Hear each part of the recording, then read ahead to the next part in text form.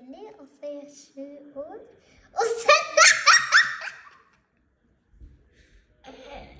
Okay, det er det. Men... okay, guys. Og så jeg sier, okay, now let's do this. Yep, and I love it. Bye. Hei, jeg heter Jenny, og jeg er 7 år. Og så har jeg lært noen bokstaver. Jeg har lært meg det. Og så har jeg gjort saltobok i skolen. Og så har jeg vært på gymshallen. Og så har jeg gått hjem. Ha det.